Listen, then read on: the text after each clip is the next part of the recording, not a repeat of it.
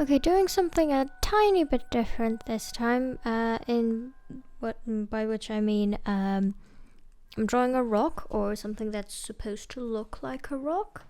And so usually I draw characters or design elements for characters, and there's a reason why I have a playlist of backgrounds and cave drawings.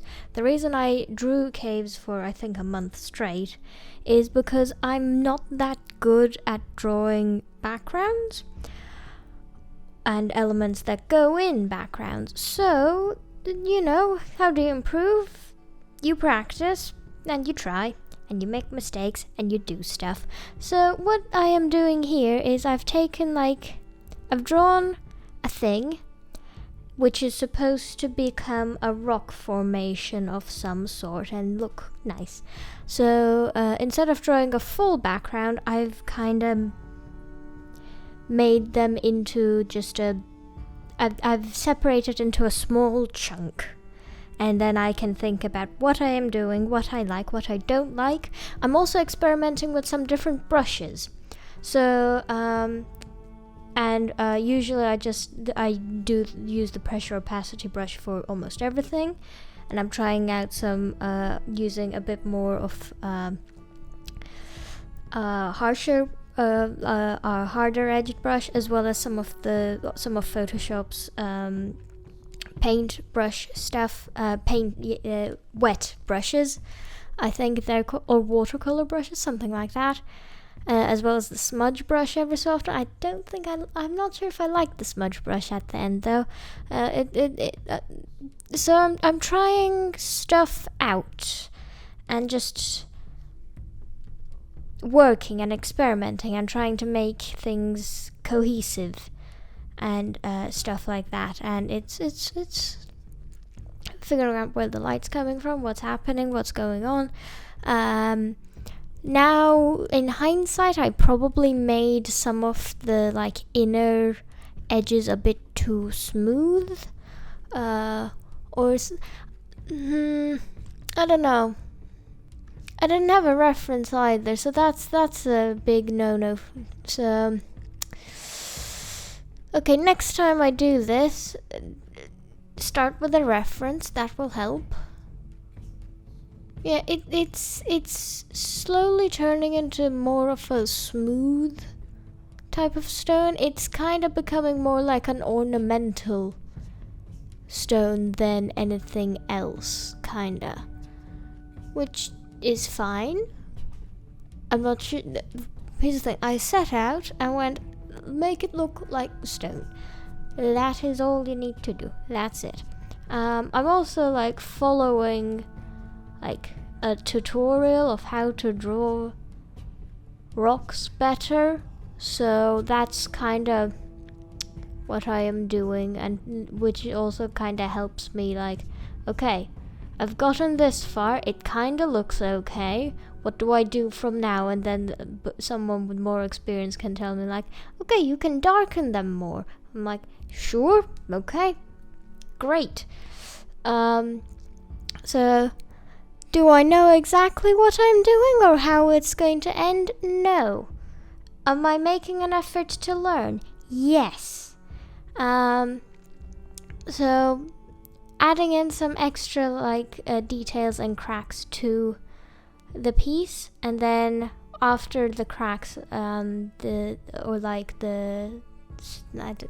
are kind of cracks, going back in and adding some highlights to the edges of them, and also making them less, making sure they're not too obvious or they don't pop too much in comparison to the rest of it. I think I decided that I'd drawn them a bit with a brush that was either too thick or the color was too dark. So, going back in, trying some other ones out, stuff like that. Just experimenting, really. I'm also experimenting with different layer options, as well as different brush settings, which I usually never touch. So that is strange. But yeah, this is kind of like a just experiment and see what happens, and if it doesn't turn out good, I was playing around, and this is something that would be in my sketchbook, so you can't say anything about it, so yeah. So making sure the little cracks have a bit of depth to them instead of just being like squiggles on a thing that has been rendered. So I'm rendering them, that's what I'm doing. Yeah, I'll just let that play out.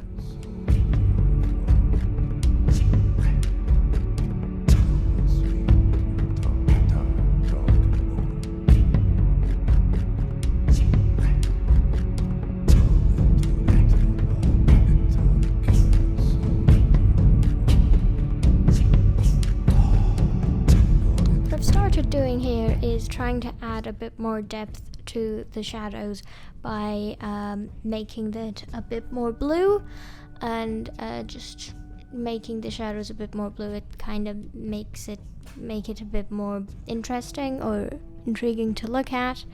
And then later on I'm going to add a bit of orange or red for the highlights, and maybe a bit of blue as like a bounce light from somewhere, to try and make it look aesthetically pleasing. Also, all of these are on a different layer, so if I don't like the blue shading, I can always change it. That is how it, or I can always take it off. That is how it works. And the blue bounce light from, I guess, kind of a secondary light source, so that the shadows have a bit of light to them. So it's still in shadow, but there's a bounce light throwing some light to that side, and using the paint early brush tool, or I think it's a smudge brush, the smudge tool. No, it's not the smudge tool, because that's not the symbol for the smudge tool. Some sort of tool that brush that allows you to like. No, it is the smudge brush. My mistake. I just it sped past it before I looked at it. So I'm using the smudge tool to kind of blend them in a bit more, and kind of make sure it isn't too bright in anywhere, and get the darker and the lighter mix well together, and trying out different layer options. Some work, some don't, and you just kind of try them out. New layer, adding some extra light with red or orange. It's not really that visible, but you know, there are some bits where very specific areas you can see it. It kind of makes it makes certain areas look a bit more vibrant and warm. The extremely lit areas look more vibrant and warm, kinda. Zooming out to make sure it still looks good from afar, and then adding a bit more details in case it isn't really that visible from afar or distance, and then adding some extra like shading or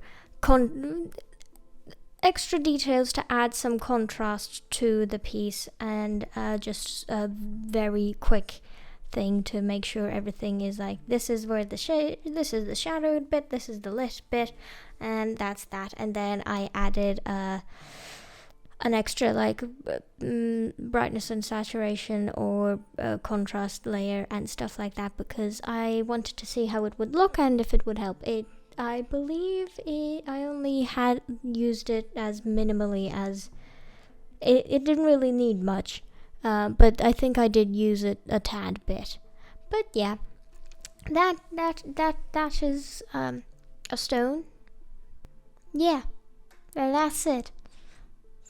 Hope you have a wonderful day. See you later, and goodbye.